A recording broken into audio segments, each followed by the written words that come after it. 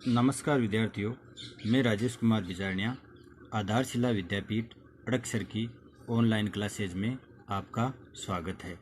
प्यारे विद्यार्थियों, आज देखेंगे हम कक्षा 8 का हिंदी विषय का अध्याय 2 ला की चूड़ियाँ, इसका भाग 2।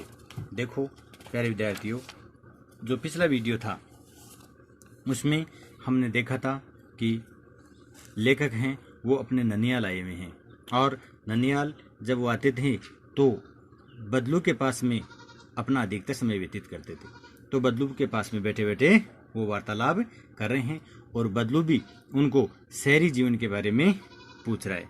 तो चलो अब उनसे आगे हम देखते हैं।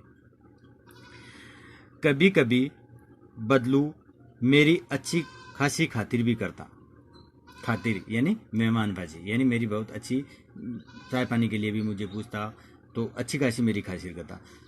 जिन दिनों उनकी गाय के दूध होता वह सदा मेरे लिए मलाई बचा कर रखता, और आम की फसल में तो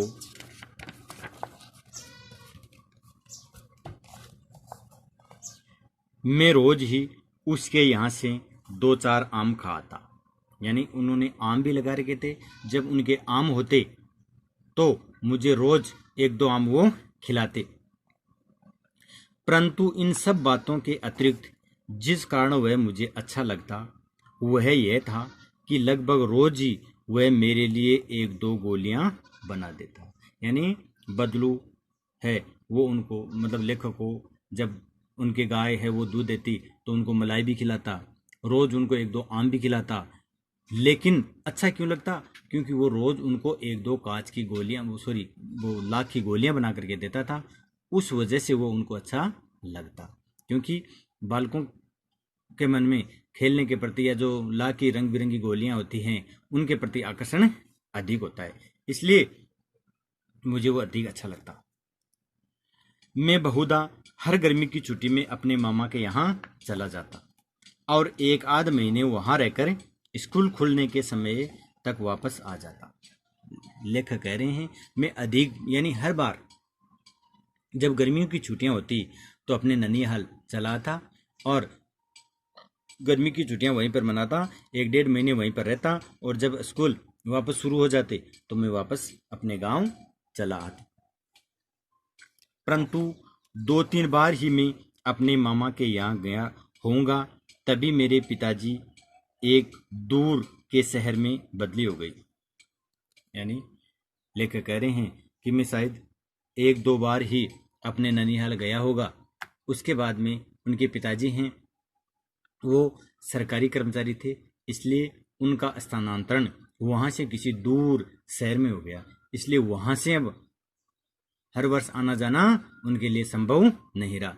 इसलिए 2-3 बार भी गए, उसके बाद में वो वहां से काफी दूर चले गए, तो फिर काफी दिनों तक उनका अपने ननिहाल आना नहीं हुआ।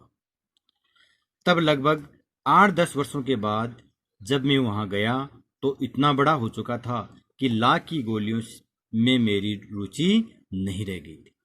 अब लेकर कह रहे हैं कि जब मैं वहां दूर से वापस अपने ननिहाल आया तो लगभग 8-10 वर्ष बाद में आया, और 8-10 वर्ष बाद में आया तो अब मेरी गोलियों के खेलने की उम्र है वो जा चुकी थी। अब मेरी गोलियों के खेलने में रुचि बिल्कुल भी नहीं। हम भी जानते हैं कि जब वो बच्चे 7-8-9 साल तक के होते हैं, 10 साल तक के होते हैं, तब तक तो इस प्रकार की रंग बिरंगी गोलियों से खेलने के प्रति उनका आकर्षण होता है और उनमें उनकी रुचि होती है।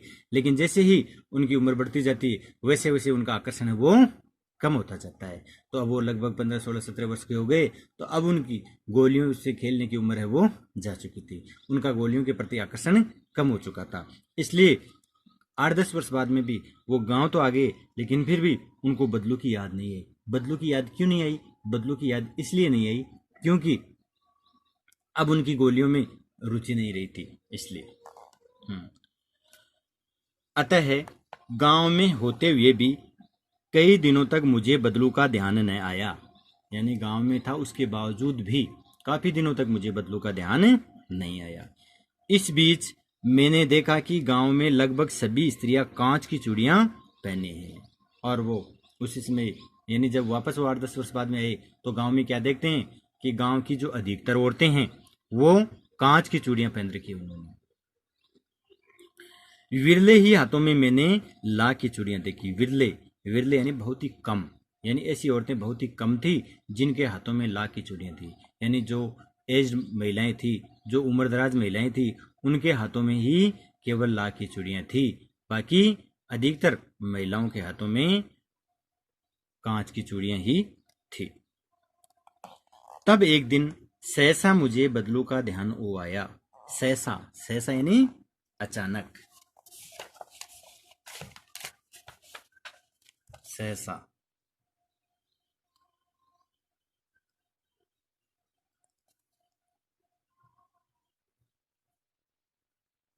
अचानक यानी जब उन्होंने देखा कि यहाँ पर तो बदलू नाम का एक मनियाहर है और वो रोज चूड़ियां वगैरह बनाता है, तो फिर यहाँ की औरतें ये कांच की चूड़ियां क्यों पहनती है। तो इस प्रकार से जब उनके हाथों में उन्होंने ये जब कांच की चूड़ियां देखी तो अचानक उनको बदलू का ध्यान हो आया। इस बीच मैंने देखा, अच्छा, तब एक दिन सहसा मुझे बदलू का ध्यान आया। बात यह हुई कि बरसात में मेरे मामा की छोटी लड़की आंगन में फिसल कर गिर पड़ी। कि बरसात का समय था और बरसात में उनके मामा की जो लड़की थी वो क्या है कि घर के आंगन में फिसल करके गिर पड़ी और उसके हाथ की कांच की चूड़ी टूटकर उसकी कलाई में घुस गई और उससे खून बहने लगा। मेरे मामा उस समय घर पर न थे और उस समय लेखक घर पे थे, उनके मामा जी थे वो घर पे थे नहीं, इसलिए अब उनके मरहम पट्टी करनी, उनके दवा वगैरह लगानी, पट्टी बांधनी, ये जिम्मेदारी किसकी थी?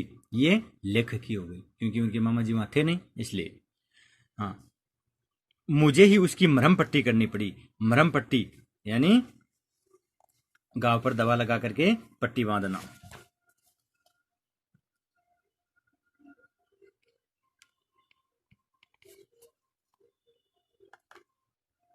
गांव पर दवा लगा के पट्टी बांधना।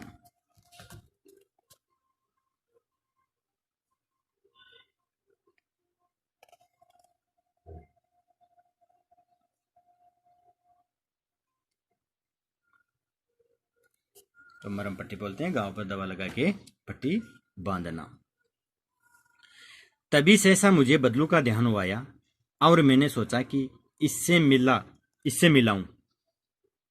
जब उसके वो कांच की चूड़ी कलाई में चुभ गई तो फिर उनको ध्यान आया कि यहाँ पर तो बदलू भी रहता है। मैं तो पिछली बार आया तो बदलू के पास में बहुत ज्यादा था, तो चलो आज मैं बदलू से मिल करके आता हूँ। ऐसे शाम को मैं घूमते घूमते उसके घर चला गया। इसलिए लेखक शाम को घूमते घामते क्या करते हैं, बदलू के घर की तरफ चले जाते हैं। बदलू वहीं चबूतरे पर नीम के नीचे एक खाट पर लेटा था और बदलू था वो वहीं अपने घर के सामने चबूतरा था, चबूतरे जो नीम के पेड़ के नीचे, वहीं पर एक चारपाई पे लेटे हुए थे। नमस्ते बदलू काका, मैंने कहा और मैंने जाकर के उनसे नमस्ते किया। नमस्ते भैया, उसने मेरी नमस्ते का उत्तर दिया और उठकर खाट पर बैठ गया, परंतु उसने मुझे पहचाना नहीं। अब मैंने नमस्ते कर लिया, उसने भी कर लिया, लेकिन उन्होंने फिर भी मुझे नहीं पहचाना। क्यों नहीं पहचाना? क्योंकि मैं 8-10 वर्ष बाद में मिला हूं। उस समय मैं एक छोटा बालक था और आज मेरी उम्र यानी 10 वर्ष में बड़ा हो गया हूं, तो काफी परिवर्तन हो चुका है मुझ में, इसलिए उन्होंने मुझे पहचाना नहीं। उसने मुझे पहचाना नहीं और देर तक मेरी ओर निहारता रहा। निहारना यानी देखना, यानी उन्होंने मुझे पहचाना नहीं, इसलिए काफी देर तक वो मुझे क्या करते रहे, निहारते रहे। निहारना यानी देखना, निहारना, देखना। तो काफी देर तक वो मेरी तरफ देखते रहे कि ये कौन आए हैं। मैं हूं जनार्दन काका। तो मैंने फिर कहा कि मैं जनार्दन हूं काका, आपके पास से गोलियां बनवा कर ले जाता था। मैंने अपना परिचय दिया। तो लेकर कह रहे हैं कि मैं छोटा था, आपके पास आता था, आपके पास से गोलियां बना करके ले जाता था, वही हूं मैं। बदलू फिर से चुप रहा, मानो वह अपनी स्मृति पटल पर अतीत के चित्र उभार रहा हो। फिर चुप रहा, यानी वो शायद ये सोच रहा है कि ये कौन है, यानी अपने स्मृति यानी यादाश्त, अतीत यानी इतिहास, यानी अपने जैसे अपनी यादाश्त है उसमें खोज रहा है कि ये कौन है क्या है, यानी अपना इतिहास में चला गया, अतीत में चला गया ये। तो अतीत स्मृति यानी यादाश्त, अतीत यानी इतिहास।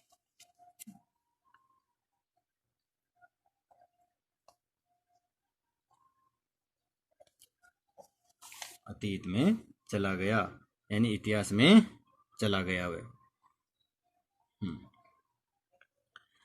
हाँ,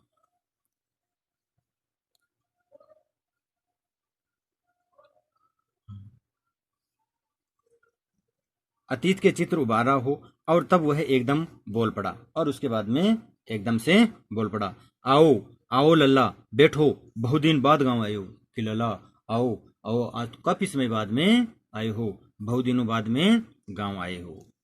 हाँ, इधर आना ही नहीं हुआ काका।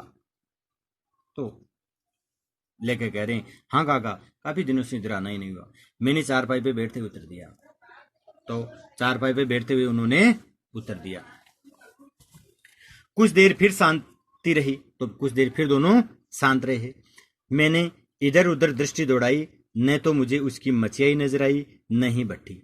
और वहां पर बैठने के बाद में जब लेखक ने अपनी दृष्टि इधर उधर चारों तरफ दौड़ाई, तो उनकी जो मचिया और भट्टी वो दोनों ही नजर नहीं, यानी वहां जी मचिया पे बैठ के ला का काम करता था, जहां भट्टी सुलगती रहती थी, वो दोनों ही उनको नजर नहीं आई।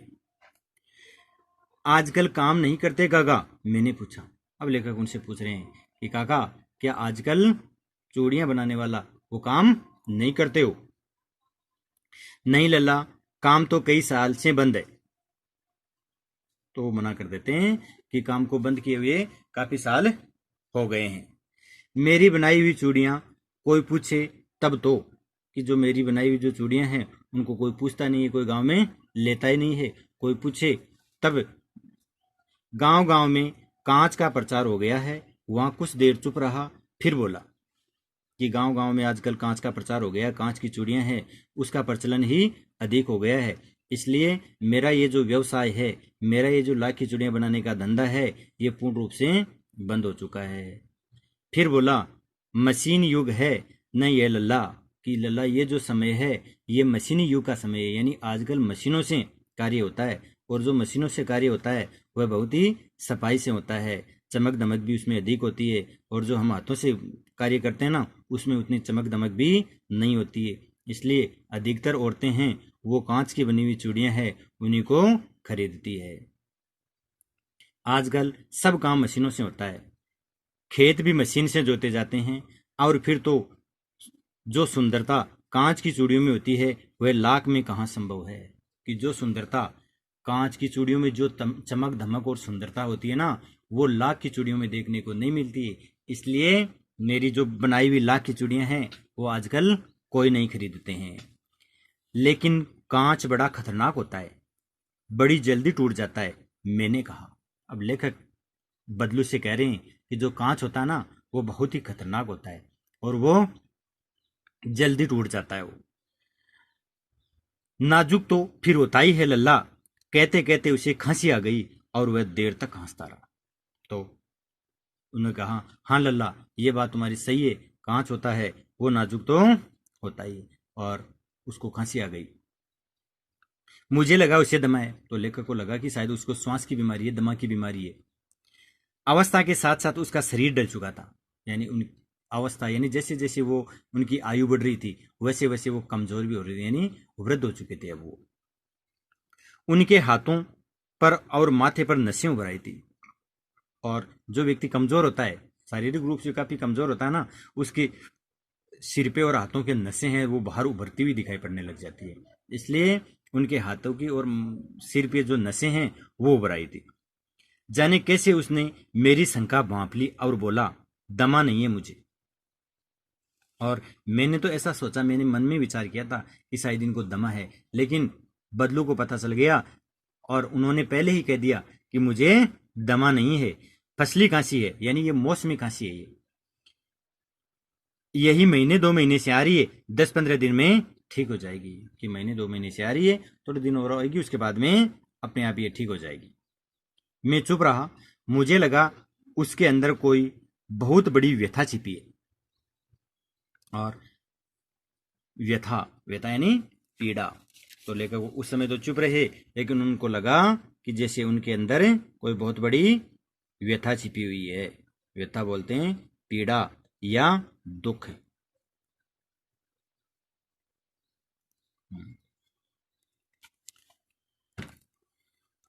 मैं देर तक सोचता रहा कि इस मशीन युग ने कितने हाथ काट दिए, और काफी देर तक ये सोचते रहे कि ये जो मशीनी युग है उसका आगमन हुआ, इनसे कितने हाथ काट दिए, यानी कितने लोग बेरोजगार हो गए, कितने लोगों का हाथों का रोजगार है वो छीना जा चुका है। किस वजह से? इन मशीनी युग की वजह से। कुछ देर फिर शांति रही जो मुझे अच्छी नहीं लगी, और कुछ देर तक फिर वो शांत रहे, कुछ शांति रही जो लेखक को अच्छी नहीं लगी। तो लेखक ने फिर कोई सी बहाने उनसे वार्तालाप शुरू की। आम की फसल अब कैसी है काका? और लेखक कह रहे हैं कि काका आम की फसल जो है वो कैसी है आपकी अभी? कुछ देर पश्चात मैंने बात का विषय बदलते हुए पूछा, यानी किसी बहाने उनसे बात तो करनी है ना, वहां चुपचाप थोड़ी बैठे रहना, इसलिए विषय बदलते हुए कह रहे हैं कि आम की फसल कैसी है? अच्छी है लला, बहुत अच्छी है, उसने लहक कर उत्तर दिया और अंदर अपनी बेटी को आवाज दी कि आम की फसल बहुत अच्छी है, और अपनी बेटी को आवाज दी, अरे रज्जो, लल्ला के लिए आम तो ले आ। फिर मेरी ओर मुखातिब होकर बोला कि लल्ला आया है, उसके लिए आम तो ले आ। और फिर वो मेरी तरफ मुखातिब होकर के बोलते हैं। मुखातिब यानी देख कर बात करना, मुखातिब।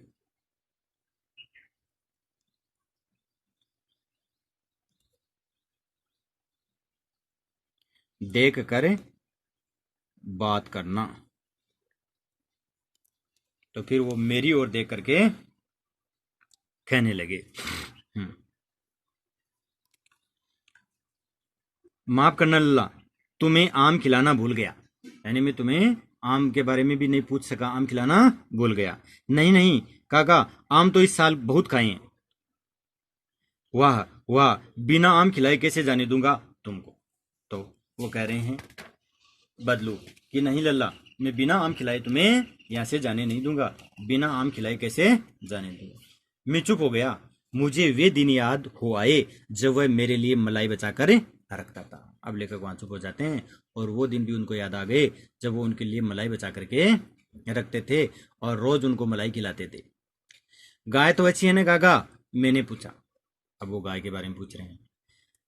गाय कहाँ है लल्ला? 2 साल हुए, बेच दी, कहाँ से खिलाता?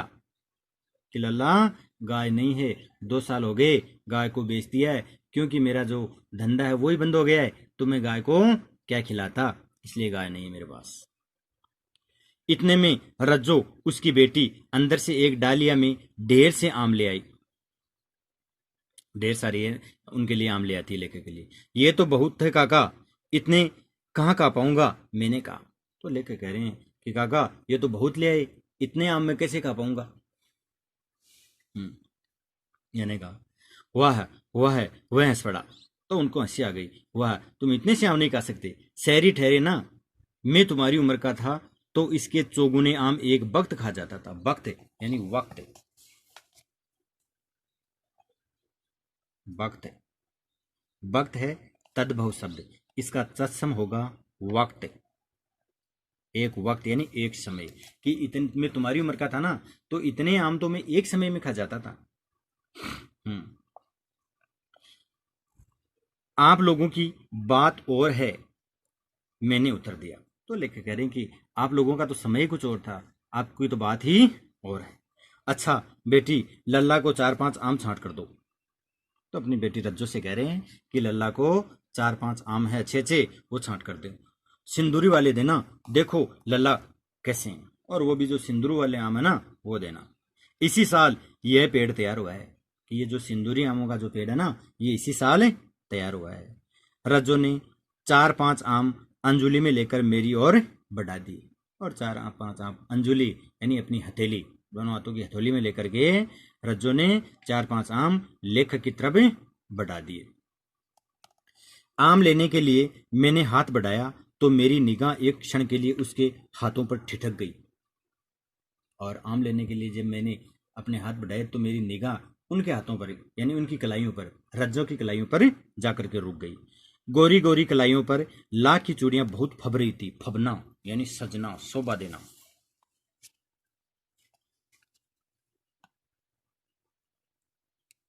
फबना, शोभा देना या सजना। तो उनकी जो गोरी गोरी कलाइयों पर वो जो लाख की चूड़ियां है बहुत ही सुंदर लग रही थी, बहुत ही सज रही थी, बहुत ही शोभा दे रही थी। बदलू ने मेरी दृष्टि देख ली और बोल पड़ा, यानी मेरी निगाह, मेरी दृष्टि देख ली उन्होंने, भाई मैं क्या देख रहा हूं, और बोल पड़ा यही आखिरी जोड़ा बनाया था, कि ये जो चूड़ियों का आखिरी जोड़ा मैंने यही बनाया था जमींदार साहब की बेटी के विवाह पर। कि जमींदार साहब है उनकी बेटी के लिए बनाया था कि जब उनका विवाह होगा तो उनको दूंगा। 10 आने पैसे मुझको दे रहे थे, मैंने जोड़ा नहीं दिया, कहा शहर से ले आओ। और जब मैं उनको देने के लिए जमींदार साहब की बेटी के लिए लेके गया तो जमींदार साहब 10 आने पैसे दे रहा था मुझे, मैंने नहीं दिया कि अगर 10 आने में लाना है तो शहर से जाकर के ले आओ। तो मैं वापस ले आया और रज्जो को दे दिया। मैंने आम के लिए और खाकर थोड़ी देर पश्चात चला आया, तो मैंने आम ले लिए वहां से और खाए और खा करके वहां से चला आया। मुझे प्रसन्नता हुई कि बदलू ने हार कर भी हार नहीं मानी। लेकर कह रहे हैं कि इस बात की खुशी हुई कि बदलू हार गया, लेकिन हार के बावजूद भी उन्होंने हार नहीं मानी।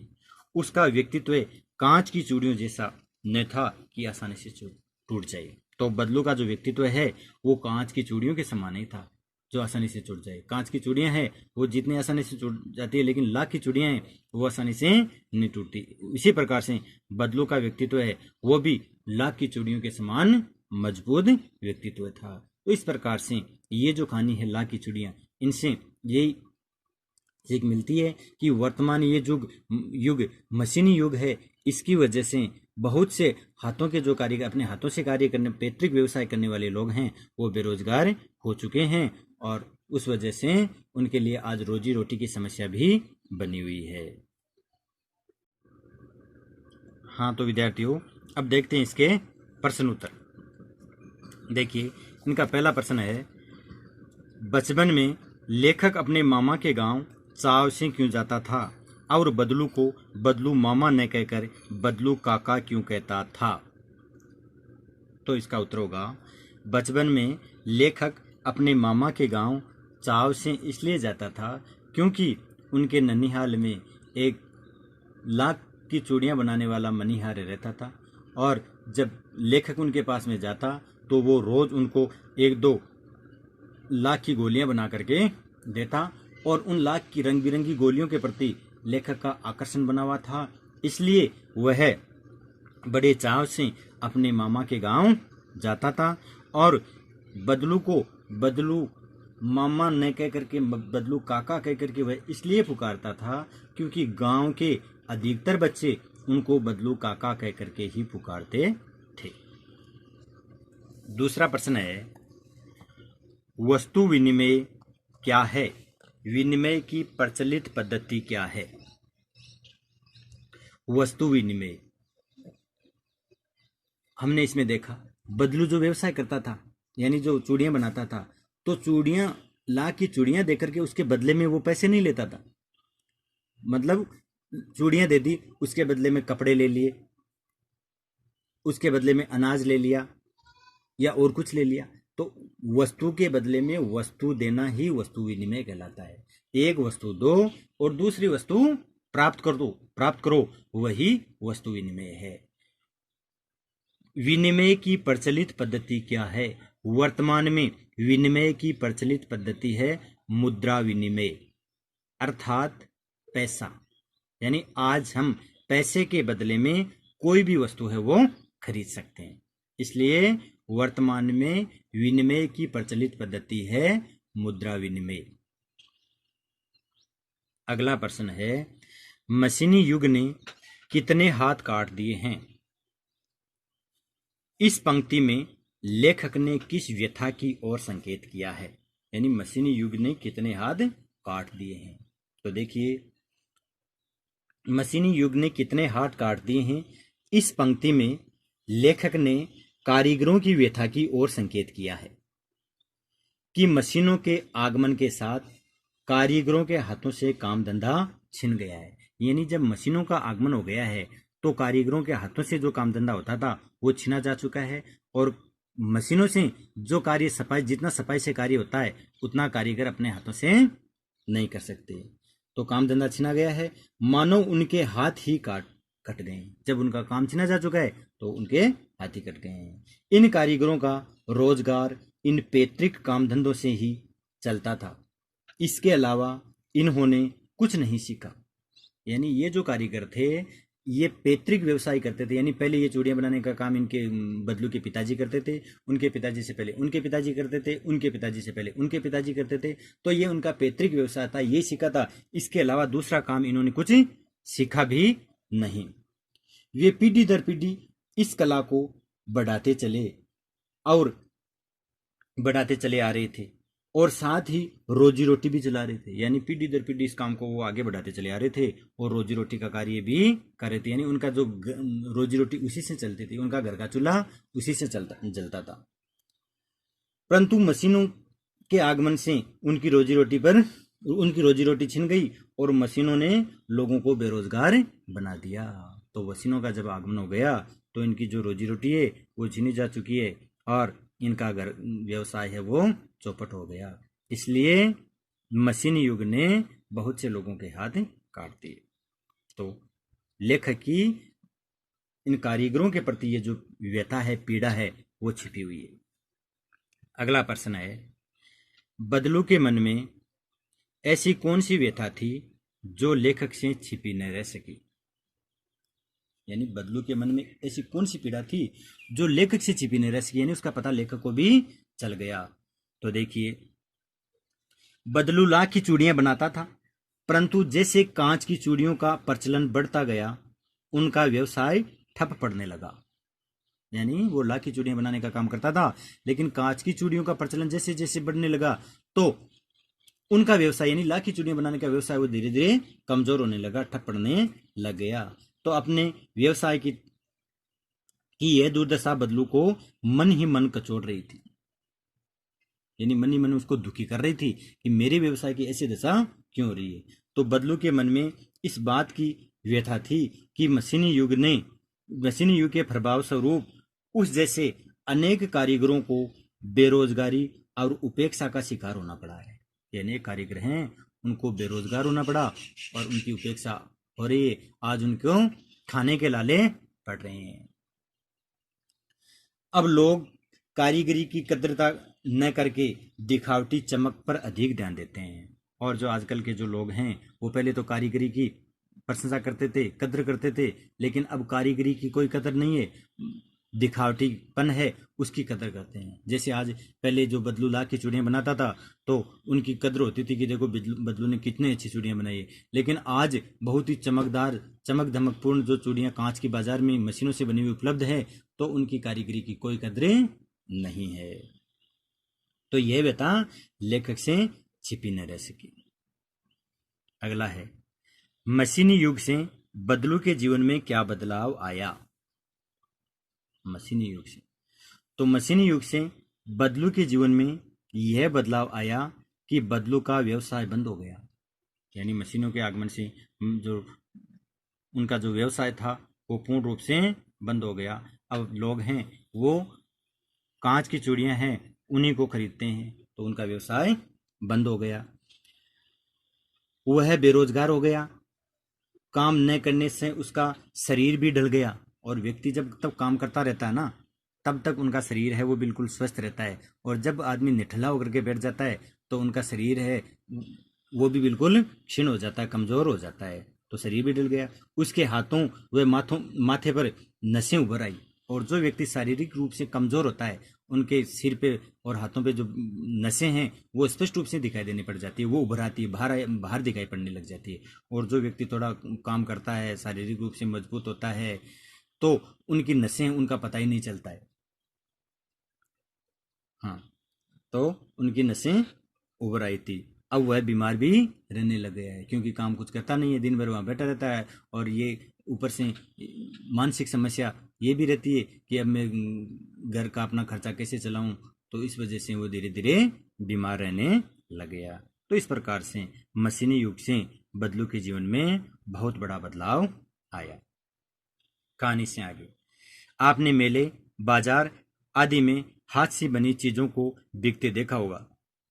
आपके मन में किसी चीज को बनाने की कला सीखने की इच्छा हुई हो और आपने कोई कारीगरी सीखने का प्रयास किया हो तो उसके विषय में लिखी। यानी प्यारे विद्यार्थियों, जब आप मेलों में जाते हो तो वहाँ देखते हो अनेक प्रकार की चीज़ें वहाँ पर बिकने के लिए आती है।